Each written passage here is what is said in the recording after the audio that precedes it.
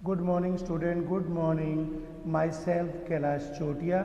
मेरा नाम कैलाश चोटिया है। जैसा कि आप बच्चों मेरे से परिचित हैं और जो रघुनाथ स्कूल है, जो रत्नगढ़ का सबसे बेस्ट स्कूल है, सबसे अच्छा स्कूल है, सबसे फेमस स्कूल है, उसकी ओर से बच्चों जो हमारी ऑनलाइन क्लासेज चल रही है, ऑनलाइन क्लासेज आयोजित की जा रही है, ऑनलाइन क्लासेज घर बैठे आपको उपलब्ध कराई जा रही है। उसमें कक्षा 12 में मैं आपको राजनीतिक विज्ञान का अध्ययन है वो करा रहा हूँ।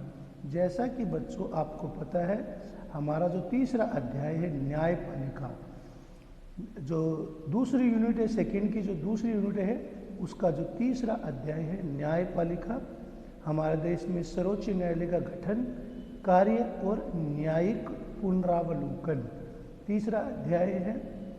इसका नाम है न्यायपालिका, सर्वोच्च न्यायालय का गठन, कार्य एवं न्यायिक पुनरावलोकन। तो फिर एक बार दोबारा से बता रहा हूँ, न्यायपालिका, सर्वोच्च न्यायालय का गठन, कार्य और न्यायिक पुनरावलोकन, ये हमारे पाठ का नाम है। सर्वोच्च न्यायालय मैंने आपको इतने दिन नोट्स के माध्यम से बताया था। आज मैं बोर्ड पर नोट्स लिखता था, लेकिन आज आपको मैं बुक से आपको अध्ययन है वो करवा रहा हूँ। मेरे हिसाब से बुक से भी आपको अध्ययन है वो अच्छे से समझ में आएगा। अपनी प्रतिक्रिया है वो मुझे ज़रूर दें कि आपको बुक्स वाला है वो जो पढ़ाने वाला जो तरीका है वो कैसे लगा। तो सर्वोच्च न्यायालय, भारत का सर्वोच्च न्यायालय वास्तव में विश्व में सबसे शक्तिशाली न्यायालयों में से एक है। भारत का जो सर्वोच्च न्यायालय है, supreme court of the India है, वो सबसे शक्तिशाली है। 1950 से ही न्यायपालिका ने संविधान की व्याख्या और सुरक्षा में महत्वपूर्ण भूमिका निभाई है। अधिकारों की सुरक्षा के लिए न्यायपालिका बहुत महत्वपूर्ण है। हर समाज में व्यक्तियों के बीच, समूह के बीच, व्यक्ति समूह और समाज के बीच विवाद उठते रहे हैं। सभी विवादों को कानून के शासन के सिद्धांत के आधार पर एक स्वतंत्र संस्था द्वारा हल किया जाना चाहिए। जितने भी विवाद है बच्चों, उन्हें कानून के शासन के द्वारा हल किया जाना चाहिए। तो इन सभी विवादों, अंडरलाइन करो यहाँ से, इन सभी विवादों को कानून के शासन के सिद्धांत के आधार पर एक स्वतंत्र संस्था के द्वारा हल किया जाना चाहिए। और वो स्वतंत्र संस्था क्या हो सकती है? न्यायपालिका। कानून का शासन का मतलब क्या है? चाहे स्त्री हो, चाहे पुरुष हो, चाहे अमीर हो, चाहे गरीब हो, चाहे प्रधानमंत्री हो, चाहे सामान्य व्यक्ति हो, सभी के लिए कानून है वो समान रूप से लागू होता है। सभी के लिए कानून है वो समान रूप से सर्वोच्च है। न्यायपालिका की प्रमुख भूमिका यह है कि वह कानून के शासन की रक्षा और कानून की सर्वोच्चता को सुनिश्चित करे। कानून के शासन की रक्षा और कानून के सर्वोच्चता को सुनिश्चित करे। न्यायपालिका का ये काम क्या है कि वह कानून के शासन की रक्षा भी करे और कानून की सर्वोच्चता की सुनिश्चितता रखे, या वो उसे सुनिश्चित बनाए रखे। न्यायपालिका क्या करती है? व्यक्ति के अधिकारों की रक्षा करती है। व्यक्ति के जो मूलभूत अधिकार है संविधान के अनुसार, उनकी व्याख्या, और यदि व्यक्ति के इन अधिकारों को कार्यपालिका व्यवस्थापिका द्वारा छीनने की कोशिश की जाती है तो न्यायपालिका बंदी, प्रत्यक्षीकरण, परमादेश, प्रतिषेध, उत्प्रेक्षण, अधिकार परीक्षा जैसे लेख जारी करती है। विवादों को कानून के अनुसार हल करती है और ये सुनिश्चित करती है कि लोकतंत्र की जगह किसी एक व्यक्ति या समूह की तानाशाही नहीं हो, एक व्यक्ति या समूह वो तानाशाह नहीं बन पाए। इसके लिए जरूरी है कि न्यायपालिका किसी भी राजनीतिक दबाव से मुक्त रखी जाए। इसके लिए आवश्यक है कि न्यायपालिका पर किसी प्रकार का दबाव न हो। न्यायपालिका को स्वतंत्रता कैसे दी जा सकती है? बच्चों, ये तो विचारणीय प्रश्न है कि न्यायपालिका को किन किन संविधान के उपबंधों के अनुसार स्वतंत्रता है वो दी गई है। संविधान के किन किन अनुच्छेदों के द्वारा न्यायपालिका की स्वतंत्रता को बनाकर रखा गया है। तो जैसा कि बच्चों आपको पता है, भारतीय संविधान में अनेक उपायों द्वारा न्यायपालिका की स्वतंत्रता सुनिश्चित की गई है। न्यायाधीशों की नियुक्ति के मामले में, न्यायाधीशों की नियुक्ति के मामले में विधायिका को शामिल नहीं किया गया है। न्यायाधीशों की नियुक्ति के मामले में विधायिका को शामिल नहीं किया गया। पहला उपबंध है, न्यायाधीशों की नियुक्ति के मामले विधायिका को शामिल नहीं किया गया, यानी कि न्यायाधीशों की नियुक्ति के मामले में व्यवस्थापिका संसद की कोई भूमिका नहीं है। इससे यह भी सुनिश्चित होता है कि न्यायाधीशों को दलगत राजनीति में कोई भूमिका नहीं रहे, उनकी दलगत राजनीति में कोई भूमिका नहीं रही। पॉइंट नंबर 2 यहाँ पर, मेरा पॉइंट नंबर 2, न्यायाधीश के रूप में नियुक्त होने के लिए किसी व्यक्ति को वकालत के अनुभव या कानून का विशेषज्ञ होना चाहिए। तो न्यायाधीशों के रूप में नियुक्त होने वाले किसी भी व्यक्ति के लिए क्या जरूरी है? उसे कानून का अनुभव, वकालत का अनुभव या कानून का विशेषज्ञ होना जरूरी है। उसे कानून का विशेषज्ञता उसे हासिल होनी जरूरी है। उस व्यक्ति के राजनीतिक विचार या निष्ठाएं उसकी नियुक्ति के आधार पर नहीं बननी चाहिए। उस व्यक्ति की राजनीतिक विचार और निष्ठाएं उसकी नियुक्ति के आधार नहीं बनना चाहिए। तीसरा पॉइंट, न्यायाधीशों का कार्यकाल निश्चित होता है। तीसरा बिंदु, न्यायाधीशों का कार्यकाल निश्चित होता है। 62 वर्ष या 65 वर्ष वे सेवानिवृत्त होने तक अपने पद पर बने रहते हैं। वे सेवानिवृत्त, रिटायरमेंट के तक अपने पद पर बने रहते हैं। केवल अपवाद स्वरूप विशेष परिस्थितियों में ही, केवल अपवाद स्वरूप विशेष परिस्थितियों में न्यायाधीशों को हटाया जा सकता है। केवल अपवाद स्वरूप विशेष परिस्थितियों में ही न्यायाधीशों को उनके पद से महाभियोग के द्वारा हटाया जा सकता है। अनुच्छेद 61 के तहत कदाचार, भ्रष्टाचार, पद के दुरुपयोग, ऐसी स्थिति में ही न्यायाधीश को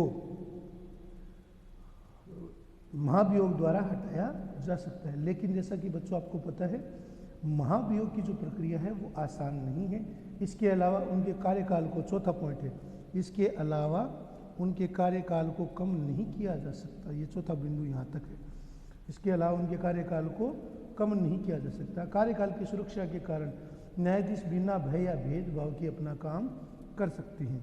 कार्यकाल की सुरक्षा के कारण न्यायाधीश बिना किसी भय के अपना काम कर पाते हैं। संविधान में न्यायाधीशों को हटाने के लिए बहुत ही कठिन प्रक्रिया, जैसा मैंने बच्चों आपको बताया, महाभियोग की प्रक्रिया है। इसलिए जल्दी से किसी न्यायाधीश को उसके पद से हटाया नहीं जा सकता। तो जैसा आपको मैंने बताया है कि 5 बिंदु हैं।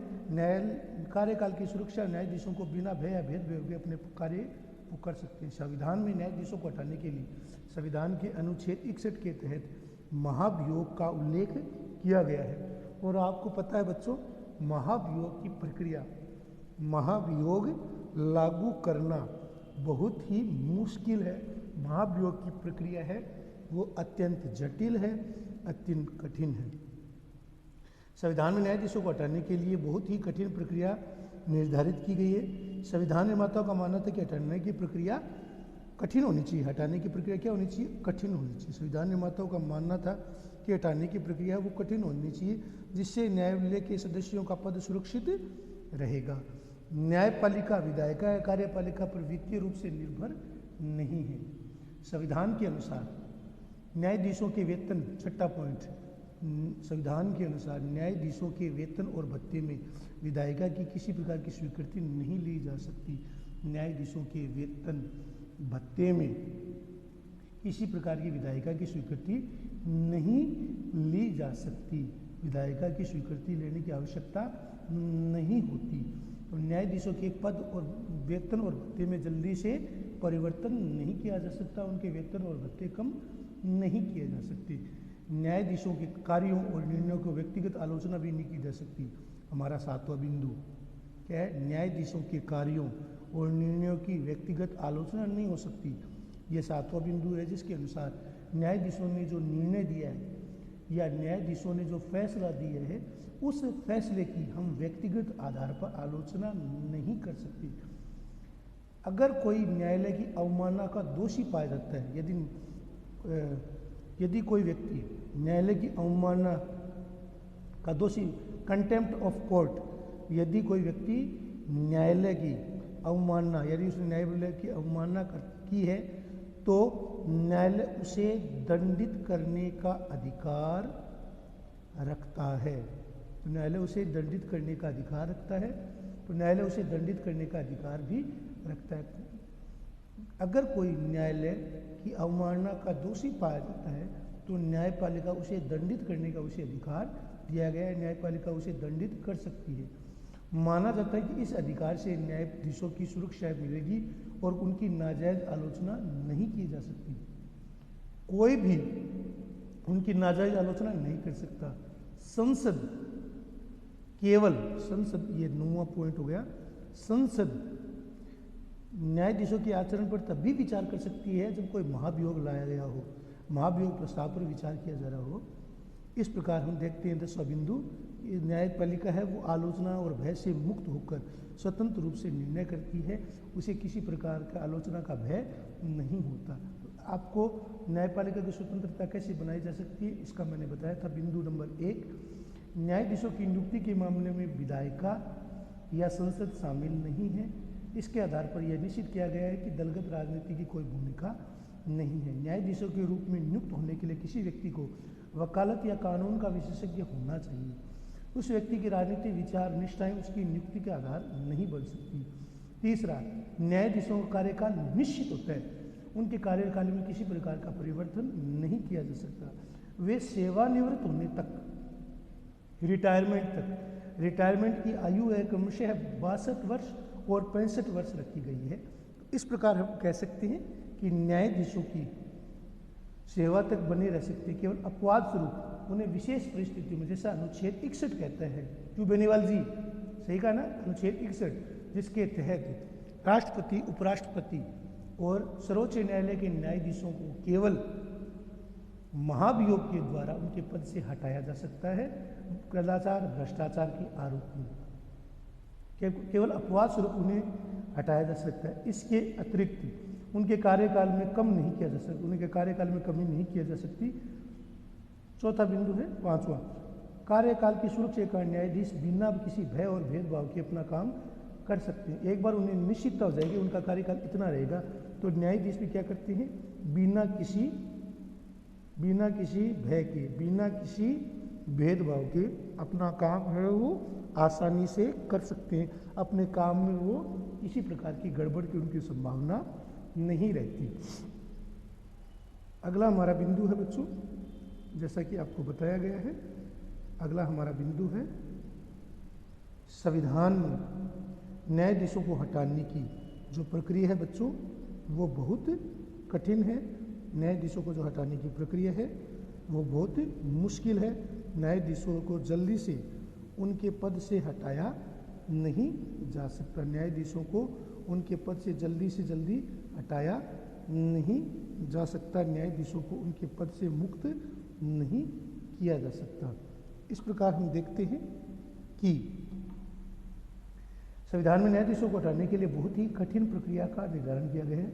संविधान निर्माता को मानना था कि हटाने की प्रक्रिया कठिन ही होनी चाहिए, जिससे कि न्यायाधीशों को, सदस्यों को अपने पद की सुरक्षा बनी रहे। इसके अतिरिक्त न्यायपालिका विधायिका और कार्यपालिका पर वित्तीय रूप से भी निर्भर नहीं है। संविधान के अनुसार न्यायाधीशों के वेतन और भत्ते में विधायिका की स्वीकृति लेनी आवश्यक नहीं हो जाती। 7वां बिंदु, न्यायाधीशों कार्य के निर्णयों की व्यक्तिगत आलोचना भी नहीं की जा सकती। न्यायाधीशों के कार्यों और निर्णयों की व्यक्तिगत आलोचना नहीं की जा सकती। अगर कोई न्यायालय की अवमानना का दोषी पाया जाता है, हमारा जो प्रमुख बिंदु 8वां, यदि कोई न्यायालय की अवमानना का दोषी पाया जाता है तो न्यायपालिका उसे दंडित करने का अधिकार भी रखती है। माना जाता है इस अधिकार से न्यायपालिका की सुरक्षा मिलेगी और कोई उनकी नाजायज आलोचना नहीं कर सकता। संसद न्यायाधीशों के आचरण पर तभी चर्चा करती है जब न्यायालय की उनके विरुद्ध महाभियोग का प्रस्ताव है वो लाया जाता है। महाभियोग के प्रस्ताव के समय ही संसद है वो न्यायाधीशों की आचरण पर चर्चा कर सकती है, अन्यथा संसद को न्यायाधीशों के आचरण पर चर्चा करने का अधिकार नहीं है। न्यायाधीशों के कार्यों की वो व्यक्तिगत आधार पर आलोचना है वो नहीं कर सकती। संसद न्यायाधीशों के आचरण पर तभी चर्चा कर सकती है जब उनके विरुद्ध महाभियोग प्रस्ताव पर लाया जा रहा हो। इससे न्यायपालिका आलोचना और भय से मुक्त होकर स्वतंत्र रूप से कार्य करती है। तो जैसा बच्चों आपको मैंने बताया है, अब हम देखेंगे न्यायाधीशों की नियुक्ति। जैसा कि बच्चों आपको पता है, सर्वोच्च न्यायालय और उच्च न्यायालय के अन्य न्यायाधीशों की नियुक्ति भारत का राष्ट्रपति भारत के मुख्य न्यायाधीश की सलाह से करता है। CJI, chief justice of India, Bharat के सर्वोच्च न्यायालय उच्च न्यायालय के न्यायाधीशों की नियुक्ति राष्ट्रपति भारत के मुख्य न्यायाधीश की सलाह से ही करता है, सलाह से ही उसकी नियुक्ति करता है। इसका अर्थ है कि नियुक्तियों के संबंध में वास्तविक शक्ति है वो मंत्रिपरिषद के पास ही होती है। मंत्रिपरिषद है वही निर्णय करता है कि कौन से न्यायाधीशों को नियुक्त करना है। तो सर्वोच्च न्यायालय हो चाहे उच्च न्यायालय हो गई, सर्वोच्च न्यायालय और उच्च न्यायालय के अन्य जो न्यायाधीश है बच्चों, उनकी नियुक्ति भारत के राष्ट्रपति द्वारा, राष्ट्रपति भारत का राष्ट्रपति है, वो राष्ट्रपति भारत के मुख्य न्यायाधीश की सलाह से करता है। इसका अर्थ है कि न्यायाधीशों की नियुक्ति के मामले में, न्यायाधीशों की नियुक्ति के मामले में वास्तविक शक्ति वो मंत्रिपरिषद के अधीन होती है, जिसका प्रमुख, जिसका हेड प्रधानमंत्री होता है। 1982 से 1998 के बीच यह विषय बार बार सर्वोच्च न्यायालय के सामने आया। शुरू में न्यायालय का विचार था कि मुख्य न्यायाधीश की भूमिका पूरी तरह से सलाहकार की है, लेकिन बाद में न्यायालय ने पाया कि मुख्य न्यायाधीश की सलाह राष्ट्रपति को जरूर माननी चाहिए। ऐसा कहा गया कि बाद में यह कहा गया कि मुख्य न्यायाधीश की सलाह वो राष्ट्रपति को जरूर लेनी चाहिए। राष्ट्रपति को सर्वोच्च न्यायालय की व्यवस्था की जिसके अनुसार मुख्य न्यायाधीश की भूमिका सलाह करके, लेकिन बाद में, अंडरलाइन करो इसको, लेकिन बाद में न्यायालय ने पाया कि मुख्य न्यायाधीश की सलाह है वो राष्ट्रपति को जरूर लेनी चाहिए। आखिरकार सर्वोच्च न्यायालय ने, अंडरलाइन करो इसको, वेरी मोस्ट कर देना, ये पॉइंट है ना इसको बच्चों, इसको वेरी मोस्ट करना है, वेरी मोस्ट। आखिर सर्वोच्च न्यायालय ने मुख्य न्यायाधीश और अन्य 4 वरिष्ठ न्यायाधीश की सलाह से कुछ नाम प्रस्ताव करेगा।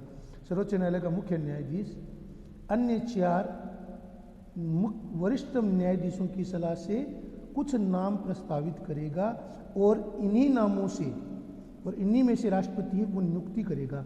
इसे हम कोलेजियम प्रणाली, वेरी वेरी मोस्ट है बच्चों, कोलेजियम प्रणाली। सर्वोच्च न्यायालय ने एक व्यवस्था दी जिसके अनुसार, क्या दी व्यवस्था, इसके अनुसार सर्वोच्च न्यायालय का मुख्य न्यायाधीश और 4 वरिष्ठ न्यायाधीश कुछ नाम राष्ट्रपति को प्रस्तावित करेंगे, जिन्हें राष्ट्रपति न्यायाधीश के रूप में, जिसमें राष्ट्रपति है वो न्यायाधीश के रूप में जिनकी नियुक्ति करेगा। इसे हम कोलेजियम प्रणाली कहते हैं, कोलेजियम व्यवस्था कहते हैं। वेरी मोस्ट, बेनीवाल जी, हमेशा, भवानी शंकर, भूपेंद्र, सुन में आ रहा ना। तो सर्वोच्च न्यायालय ने एक नई व्यवस्था दी है जिसके अनुसार सर्वोच्च न्यायालय ने मुख्य न्यायाधीश, सर्वोच्च न्यायालय के मुख्य न्यायाधीश और 4 वरिष्ठ न्यायाधीशों का एक पैनल होगा, उसकी सलाह से वो कुछ नाम प्रस्तावित करेंगे और इन्हीं नामों में से राष्ट्रपति है वो नियुक्ति करेगा। इसे हम कोलेजियम प्रणाली कहते हैं, इसे कोलेजियम व्यवस्था कहते हैं। इस प्रकार सर्वोच्च न्यायालय की नियुक्ति की सिफारिश के संबंध में सामूहिकता का सिद्धांत है वो स्थापित किया गया है, सामूहिकता का सिद्धांत है वो स्थापित किया गया है। इसी प्रकार आजकल नियुक्ति के संबंध में सर्वोच्च न्यायालय के वरिष्ठ न्यायाधीशों के समूह को ज़्यादा प्रभाव है। इस तरह न्यायपालिका की नियुक्ति में सर्वोच्च न्यायालय और मंत्रिपरिषद की भूमिका महत्वपूर्ण है। सर्वोच्च न्यायालय और उच्च न्यायालय, ये कोलेजियम प्रणाली मेरे हिसाब से आपको समझ में आ गई। तो कोलेजियम प्रणाली क्या है बच्चों, तो सर्वोच्च न्यायालय ने एक नई व्यवस्था दी है जिसके अनुसार सर्वोच्च न्यायालय के मुख्य न्यायाधीश और 4 अन्य वरिष्ठ न्यायाधीश है वो कुछ नाम प्रस्तावित करेंगे, जिन्हें राष्ट्रपति है वो नियुक्त करेगा। इसे हम कोलेजियम प्रणाली कहते हैं। तो मैंने आपको अंडरलाइन करा दिया, इसको आपको पक्का लिखना, आज ही लिखना है। सर्वोच्च न्यायालय और उच्च न्यायालय को इस नई प्रणाली में सर्वोच्च न्यायालय द्वारा असंवैधानिक करार निरस्त करना। सर्वोच्च न्यायालय ने एक महत्वपूर्ण निर्णय फैसले में संविधान के 99वें संशोधन द्वारा लिए गए राष्ट्रीय न्यायिक नियुक्ति अधिनियम को असंवैधानिक करते हुए निरस्त कर दिया है और उच्च न्यायालय में न्यायाधीशों की नियुक्ति के लिए पुरानी प्रणाली को, कोलेजियम प्रणाली को बहाल कर दिया है। अंडरलाइन करो। तो जो 99वें संविधान संशोधन के द्वारा जो राष्ट्रीय न्यायिक नियुक्ति अधिनियम को असंवैधानिक करार दिया गया है और उच्च न्यायालय के न्यायाधीशों की नियुक्ति के लिए पुरानी कोलोजियम प्रणाली को बहाल कर दिया गया है। इसके द्वारा क्या हुआ है, सर्वोच्च न्यायालय के इस फैसले से केंद्र और सर्वोच्च न्यायालय के बीच टकराव की स्थिति उत्पन्न हो गई। वर्तमान सरकार न्यायाधीशों की जवाबदेही और अधिक पारदर्शिता की व्यवस्था के अंतर्गत नियुक्ति के मामले में नई व्यवस्था लाना चाहती थी ताकि नियुक्ति में भाई भतीजावाद को रोका जा सके। इस प्रयोजन के लिए केंद्र सरकार ने सर्वोच्च न्यायालय एवं उच्च न्यायालय की न्यायाधीशों की नियुक्ति की कोलेजियम प्रणाली में बदलाव करने के लिए अंडरलाइन करो, बदलाव करने के लिए 13 अप्रैल 2015 को राष्ट्रीय नियुक्ति आयोग अधिनियम 2014 और 99 संविधान संशोधन अधिनियम 2014 अधिसूचित किया है। इन दोनों अधिनियम से संबंधित दो विधेयक राष्ट्रीय न्यायिक नियुक्ति आयोग विधेयक 2014 और 121वां संविधान संशोधन अधिनियम 2014 को सर्वसम्मति से पारित किया गया है। संविधान के अनुच्छेद 368(2) के तहत निर्धारित आधे से अधिक राज्य विधानसभाओं के अनुमोदन मिलने के बाद 31 दिसंबर 2014 को राष्ट्रपति ने इन दोनों विधेयकों को मंजूरी दे दी। राष्ट्रपति की मंजूरी मिलने के बाद 121वां संविधान संशोधन, जिसे हम 99 संविधान संशोधन अधिनियम भी कहते हैं, 2014 के रूप में राष्ट्रीय न्यायिक नियुक्ति आयोग विधेयक 2014, राष्ट्रीय न्यायिक नियुक्ति अधिनियम 2014 के रूप में 31 दिसंबर 2014 को राजपत्र से प्रकाशित किया है। केंद्र सरकार ने 13 अप्रैल 2015 को इन अधिनियम को प्रभावी होने की तिथि निर्धारित की थी। तो जैसा कि आपको पता है बच्चों, न्यायाधीश की नियुक्ति के रूप में हमारे देश में कोलेजियम प्रणाली की व्यवस्था की गई थी। उसमें कुछ मूलभूत परिवर्तन है वो किए गए हैं, जिसके आधार पर हमने भी आपको अध्ययन करवाया है। तो कोलेजियम प्रणाली में बदलाव के लिए 13 अप्रैल 2015 को राष्ट्रीय नियुक्ति आयोग अधिनियम 2014 और 99 संविधान संशोधन अधिनियम 2014 को अधिसूचित किया। इन दोनों अधिनियम से संबंधित दो विधेयक क्रमशः राष्ट्रीय न्यायिक नियुक्ति आयोग विधेयक 2014 और 121वां संविधान संशोधन अधिनियम 2014 लोकसभा में 13 अगस्त 2014 को और राज्यसभा में 14 अगस्त 2014 को सर्वसम्मति से पारित हुआ। जैसा कि आपको पता है, संविधान के अनुच्छेद 368 में संविधान संशोधन की व्यवस्था दी गई है, जिसके अंतर्गत जो कुछ अनुच्छेद है जिसमें परिवर्तन के लिए आधे राज्यों की विधानमंडल की स्वीकृति मिलनी जरूरी है। 31 दिसंबर 2014 को राष्ट्रपति ने इन दोनों विधेयकों को मंजूरी दे दी। राष्ट्रपति की मंजूरी मिलने के बाद 121वां संविधान संशोधन अधिनियम, अंडरलाइन करो, राष्ट्रपति की स्वीकृति वेरी मोस्ट है। राष्ट्रपति की स्वीकृति मिलने के बाद 121वां संविधान संशोधन विधेयक 2014 99वां संविधान संशोधन अधिनियम 2014 के रूप में राष्ट्रीय न्यायिक नियुक्ति आयोग विधेयक 2014 राष्ट्रीय न्यायिक नियुक्ति अधिनियम 2014 के रूप में 31 दिसंबर 2014 को ही राजपत्र से में प्रकाशित कर दिया गया था। केंद्र सरकार ने 13 अप्रैल 2014 को इन अधिनियम को प्रभावी रूप से लागू होने की तिथि निर्धारित कर दी थी। तो 13 अप्रैल 2015 को इन अधिनियमों को लागू करने की तिथि निर्धारित कर दी गई थी, जिसके तहत 99 संविधान संशोधन अधिनियम है वो 13 अप्रैल 2015 को लागू हो गया। तिथि निर्धारित है वो उसकी निश्चित की गई थी। तो इस प्रकार हम देखते हैं कि इस अनुच्छेद के अनुसार राष्ट्रीय न्यायिक नियुक्ति आयोग के नाम से एक आयोग होगा जिसका अध्यक्ष भारत का मुख्य न्यायाधीश होगा। इसके अलावा सर्वोच्च न्यायालय के 2 वरिष्ठ न्यायाधीश, केंद्रीय विधि और न्याय मंत्री, 2 प्रबुद्ध विख्यात व्यक्ति इसके सदस्य होंगे। इस प्रकार ये आयोग 6 सदस्यीय होगा। ये आयोग है वो 6 सदस्यीय होगा।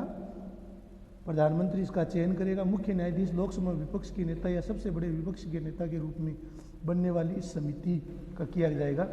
इन 2 प्रबुद्ध विख्यात व्यक्तियों में एक व्यक्ति अनुसूचित जाति का होगा, एक अनुसूचित जनजाति का होगा, एक व्यक्ति पिछड़े वर्ग का होगा और यह एक व्यक्ति है वो महिलाओं में से भी नियुक्त किया जाएगा। उल्लेखनीय है कि उपयुक्त संवैधानिक संशोधन को सर्वोच्च न्यायालय की संवैधानिक पीठ ने निरस्त कर दिया है। इस नियुक्ति को, उपयुक्त संवैधानिक संशोधन को सर्वोच्च न्यायालय की संवैधानिक पीठ ने निरस्त कर दिया है, जिसके तहत पुरानी व्यवस्था लागू कर दी गई है और जो कॉलेजियम प्रणाली के तहत जो श्रेष्ठतम व्यवस्था है उसी को हमारे देश में लागू किया गया। तो आज हमने देखा बच्चों, न्यायपालिका को स्वतंत्रता कैसे दी जा सकती है, इसके मैंने 10 पॉइंट बताए थे। न्यायाधीशों की नियुक्ति के संबंध में कॉलेजियम प्रणाली, इसको वेरी वेरी वेरी मोस्ट करना है बच्चों, इसको आपको याद करना है, समझना है, लिखना है। इसके अतिरिक्त 121वां संविधान संशोधन, 99वें संविधान संशोधन अधिनियम के बारे में मैंने आपको बताया था। इसके अतिरिक्त एक 6 सदस्यीय न्यायिक आयोग के बारे में आपको बताया था, जिसे सर्वोच्च न्यायालय की संवैधानिक पीठ ने निरस्त कर दिया था। तो इस प्रकार बच्चों मैंने आपको आज पढ़ाया है।